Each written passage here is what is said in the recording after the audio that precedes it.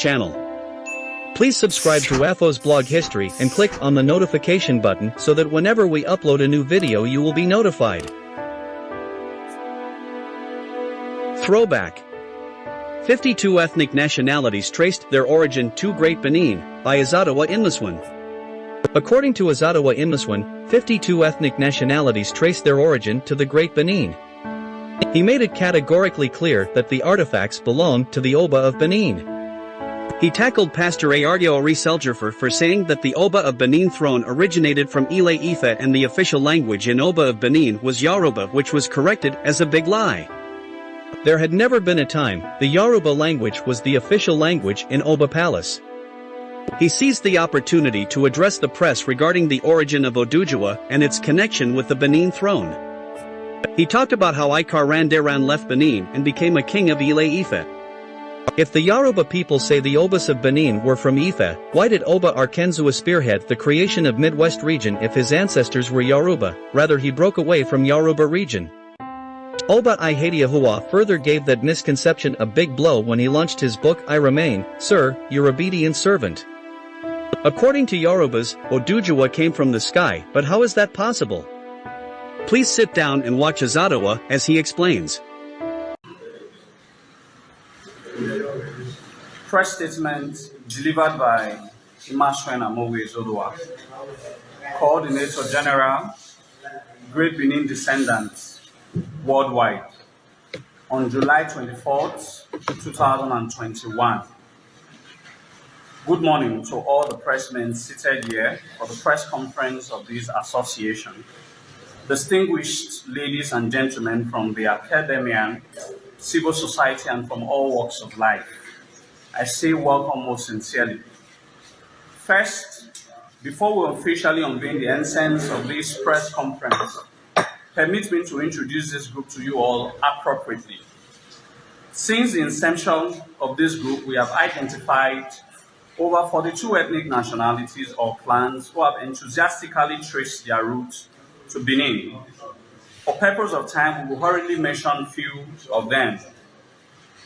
Asans, Esako, Owan, Ekpeye, Ogba, Epie, and Atise, Iwuroha, popularly known as the Equerry, the Ogwea people, the Gede of the present-day Benin state. We have the Ikare Ekiti, we have the Aborigines of Eko, we have Aborigines of Itagbulu in present-day Ondo state. We have parts of Ika, we have the Onitsha people of Anambra state. We have the Oguta of Imo state. We have the Urubu, we have the Shoko, we have parts of Ishekiri people. We have Degema, as far back as Guinea and Ghana, Togo, and Benin Republic. We were in Ghana a few weeks ago, so we can testify the outstretch of Benin Empire towards that region. It is in this knowledge that we are pained of the injustice done to us by the British, and we are the last true resistance to their plans. Without our defeat, Nigeria as a country would not have existed, and as such, we are the thriving nation which gave birth to Nigeria. Having briefly established the mandate of our group, we can now proceed to the business of today. The foundation of our organization is built in truth, integrity, selflessness, and patriotism.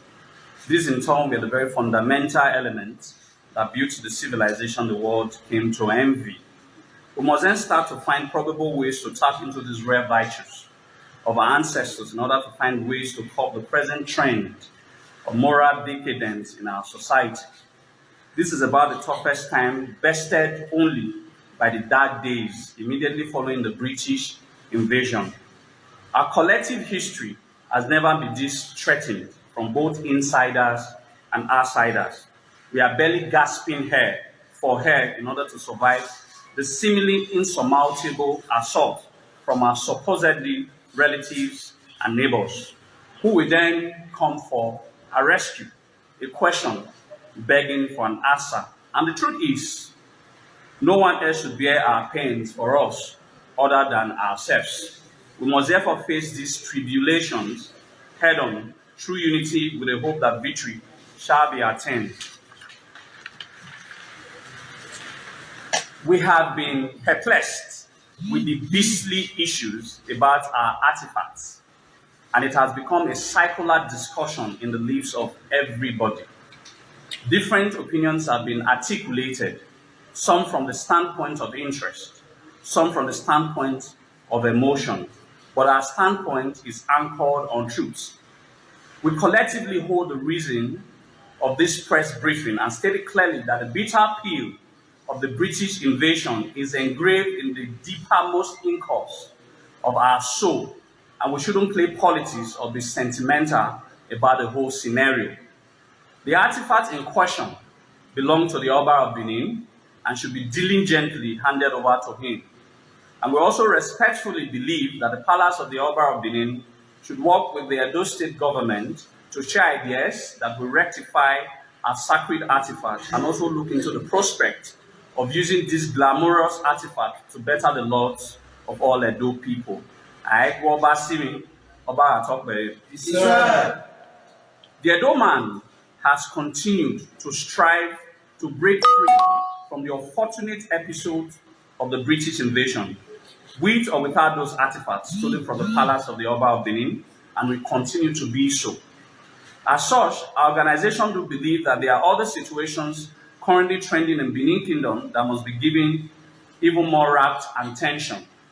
These situations, if allowed to linger more, it's believed will further destroy the very existence of our unique race. We must therefore reinstate clearly that the Oba and the Edo people are two sides of a coin. They are inseparable. Every intended gathering to separate these unbreakable cords, enmeshed in the sacrosanctity of our native promulgated law, will further draw us even closer to our God King, Oba or Edoya. Suffice to say, we must then now come together to fight our common enemies. Some are our very own self, and others are those around us. Yes, sir. We have watched in few years now, while our people continue to desecrate the very essence of our land, tradition, and customs, without concerted effort from all Edo people to curb this growing menace. Our history is currently being torn apart by the modern-day revisionists in all social media outlets. Very few Edo people are still standing tall to curtail the gang-up of our neighbors, which is heavily being aided by our very own sons and daughters, in order to completely vanquish our pride of our glorious past. We are rather frustrated on how some of our elders and elites have continued to concede to us their supposed jobs, and yet no support from them, except for very few of them who, by their sacrifices, we have maintained the platform and energy to continue to defend our God-given heritage. We appreciate those proud Edo sons and daughters who have given their all to this cause, and to those who are currently doing their best to salvage the emerging situation at hand. Ladies and gentlemen of the press, we can now proceed to some very critical aspects of our society that we feel is as important as the return of our artifacts, only that we are not observant enough to know that these things are even more important to the survival of our race. Number one, some months ago, one pastor, Ayo Arisejofo, did fallaciously state that the Obas of Benin are of Yoruba descent, and that the official language of the palace until recent times was Yoruba language. We wish to use this press conference to once again do justice to such uninformed lies and educate the said pastor who was alleged to have stolen Nigeria Commonwealth with a private jet to South Africa sometime ago, to desist from historical issues and squarely face how to further extort his members. People allegedly ascribe the invention of the word Ikaladeran to Obairidia of blessed memory, that he coined the word to discredit his Yoruba heritage. Those thoughts are steeped in the abyss of the ignorance of such minds. Hence, an illumination of facts will help in bringing these people to historical light. The Kaladeran first appeared in written word in 1903, an extract from colonial recordings in the 1800s and published in 1903, which states, Guatun was the head center of the court Malakun, the spirit of big water, that is, the sea, big rivers, not creeks. Hence, it is easy to understand why it should be the town set aside for the entrance to Benin of the white man who came to the big water. I used to be told in vague the tale of the foundation of Guatun, that is the Guatun in this extract is referring to Uwaton, the son of a king named Kaladason. He couldn't pronounce it properly because it's a Dutch, was its founder. Either his mother was false or he was accused of attempting one of his father's wives. Anyhow, he fled from Benin, and after much wandering and some magic with a palm tree and a turtle, took up his home at Guatun, where the turtle is sacred to this day, as it is also in Ilaro to the west of Lagos colony and in many other places. Kaladeson's town throve, and it defeated an army sent by the king of Benin. His independent sovereignty was allowed, but he was never to return to Benin. The book is called Great Benin, His Customs, Art and Horror, written by Lingrot in 1903. Other Benin's fine minds, like Chief Aimi Wu, did an article on Oduduwa and Ikaladeran in the 1960s. D.N. Onsaye wrote about Ikaladeran in the 1980s, as well as other Benin historians like O.S.B. Omoyege, Chief Osemege Eho, before Obairidawa published his work in 2004. So it is completely misleading to call jaw fallacies of Ikaladeran origin, as Benin strongly believe that Ikaladeran became Oduduwa, a ruler in Ife, a move that prompted Olia Awoma to lead other delegations of Benin chiefs to retrieve their heir apparent, the only surviving son of Ogiso Owodo. The facts outlined completely assert the indigenous evolution of an idea of this personification of Ikaladeran and its travails in his homeland in Benin Kingdom. One must quickly also discredit the wrong assertion that the official language of the palace of the Oba of Benin was Yoruba language. Rather, we can say that at one point in time, the official language, can we say that at one point in time, the official language of the Ooni's palace was Edo language? Because according to the oldest tradition practiced in Ile-Ife, called the Ikedu tradition, it is established that words like Ogane, Olokun, Uko, etc. were largely used in the palace established by Ikaladeran in Ile-Ife. One cannot but deny the Montana origin of Oromia being a Yoruba, having a Yoruba woman.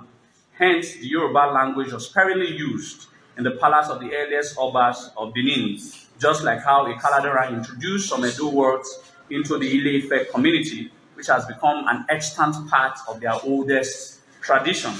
There is also an half-truth video circulating through the social media space, where it was alleged that the Oba of Benin, during his coronation speech, did agree to his Yoruba heritage. We want to use this medium to say that those editors of those videos are being rather petty, as Oba of Benin reiterated his complete Benineness, where he asserted his coronation speech, and I quote, "I therefore stand before you as the 40th Oba of Benin, the direct descendant of Oromia, the son of Oduduwa, whom the Benins of that era knew as Ikaladeran, their self-exiled prince who later became a ruler in Ile-Ife. With his majesty's speech, it is more than glaring that he completely understands the history of his ancestry.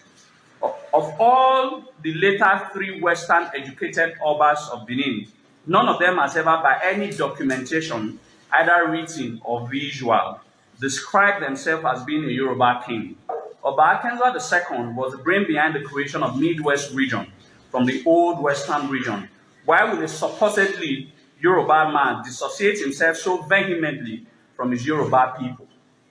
Obairidawa gave the biggest blow to the preposterous presumption of Benin kings being of Yoruba ancestry by publishing a book titled I Remember Your Obedient Servant in 2004. Oba Atokwe. Yes,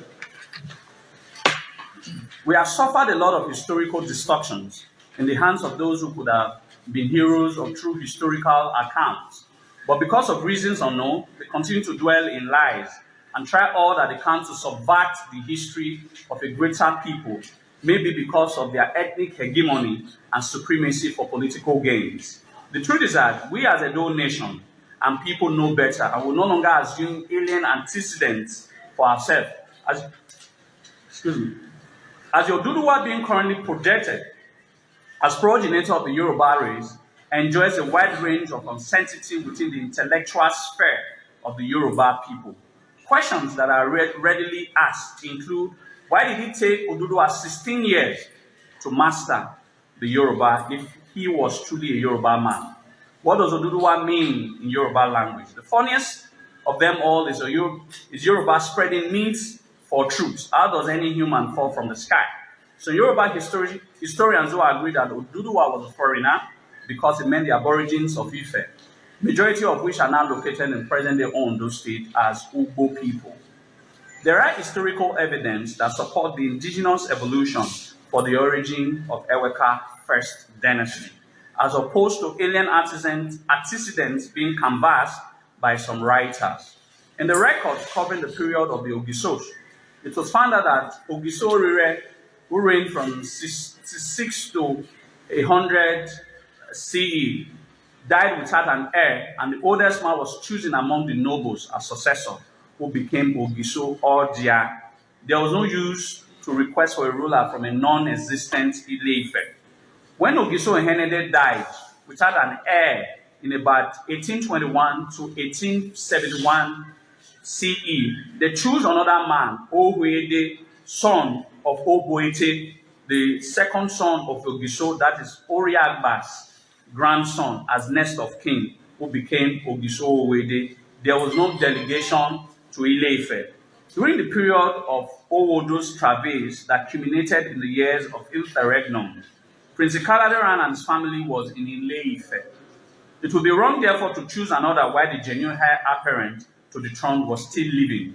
According to AFC writers, which posits that next to nothing is known about the Yoruba people themselves at this early date, and the assertion that Benin sent for an alien Yoruba ruler instead of accepting one of their numbers was inherently implausible. We are sounding a very stern warning to revisionists to desist from our history and concentrate in making history for their own future generations, just like the one the great Benin people currently enjoys. Fact number 2. A lot of questions have been asked as to the backbone of the old kingdom of Benin, how our imperial ancestors held sway in the thick of old times, built a very intimidating kingdom which was highly revered by far and near. There were elements that made it practically impossible for such feats to have been attained. The consequences of deviating from such vital attributes or elements have made our people to be who we are today. The Benin Oba presided over the political, traditional, administrative affairs of his people with the councils of elders, Uzamani Inyo, state councillors, Egaiwonoe and Egaiwonogbe, Enigi, who helped in taking care of the periphery of the vast kingdom in forms of dukes, Ojonwe, who by native laws and custom of the Edo land solicit and through his fellow elders gave structured leadership to his community, Ihan. They helped the Oba maintain spiritual guidance through the deities and sanctify the land in times of infractions through propitiations. The Egele protects the laid-down values of our land and enforce sanctions. Selflessness was one of the greatest attributes of an Edoma. It was a pride in the past to render these services to the kingdom without expectation of any form of recompense.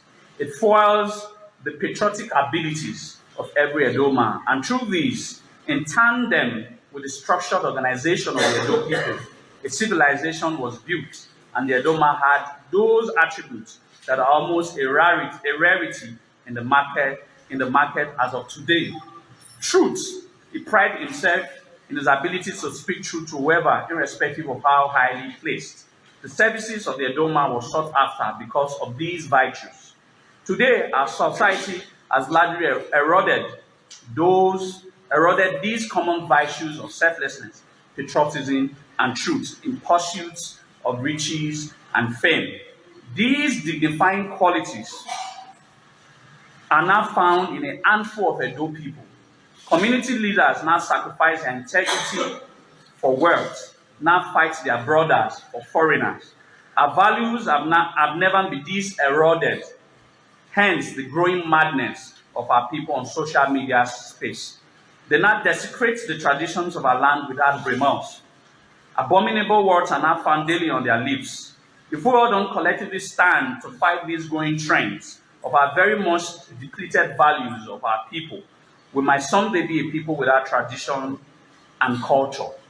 Every Edo person must rise to fight those drifting from what made an Edo man what he was in the time past. To us, an association, this is what is really important, the survival of our race. By the instance of this press conference, we are pleading with our Royal Majesty to look into these things that we have outlined. Edo is fast disengaging from the values that made us Edo. Nedogeria Eimagwalo Obaratokwe. The third one, Agadagada Summit. This is an annual event that brings together all great Benin descendants all over the world. We believe there has to be a platform where all great Benin descendants can identify themselves with to discuss and chart the same socio-economic and socio-political ideas. We are not minorities. We only became one because we chose to. Our annual summit presents the opportunity like this for us to discuss probable ways where we can unite ourselves for a common futuristic goal. The event ought to be 22nd of July every year, when the Benin monarch was reborn in 1914 after 17 years of interregnum because of the British invasion. Ladies and gentlemen of the press, I wish to announce that Benin Kingdom is officially 2,058 years old since our king and father reigned as Ogisho Igodo. And by that reason, we are the second oldest surviving monarchy in the world and Africa's oldest surviving monarchy. I hope your name.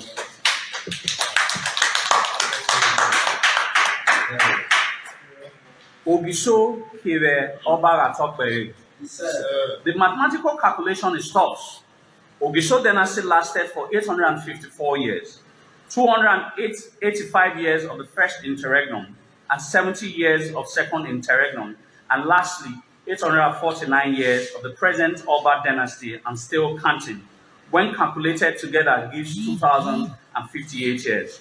It is through the knowledge of these that we are always proud of the legacies of the past and how we can build more on those legacies. That is why our annual Agadagada Summit was inaugurated in 2017 to create a platform where issues that will make us even greater can be presented. This year's summit will hold in the beautiful city of Port Harcourt, Rivers State, where we arguably have the largest concentration of Benin descendants. The said event is slated for the 28th of August, 2021. The last one. Lastly, our association has done the impossible since the inception in 2017. We have concentrated in uniting other Benin descendants in faraway land and lost focus of their very own people in present-day Edo State. Today, we are faced with the sad reality that our people have never been this divided, and we must spring into action so it doesn't degenerate further. We are writing letters immediately after this press conference to file a Nije in Esan land, notably the Okai Jesan, for a private meeting to discuss on how we can find better ways to unite our people.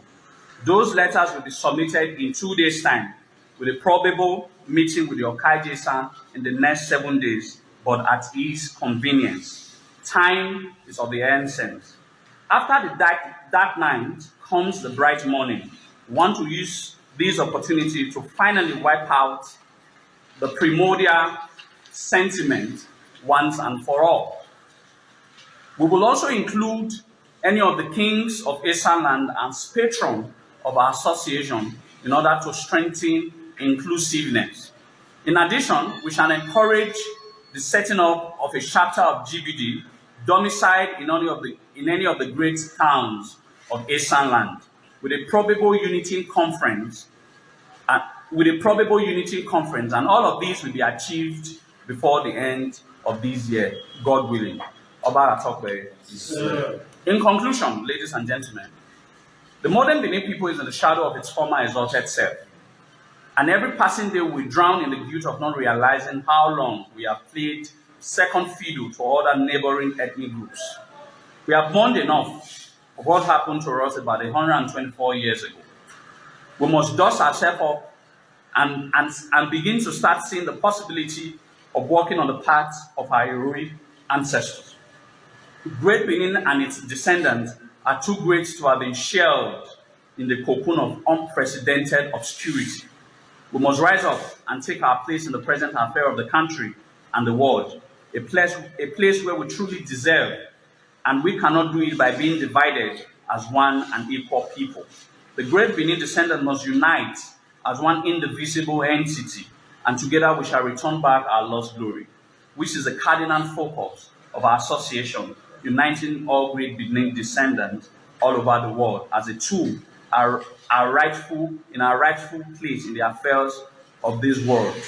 At this point, ladies and gentlemen, it is no longer a coincidence nor a mere choice, but the right of 576 years old prophecy that we will lead the next intellectual revolution that puts Benin back in the world atlas by the power of God and our ancestors.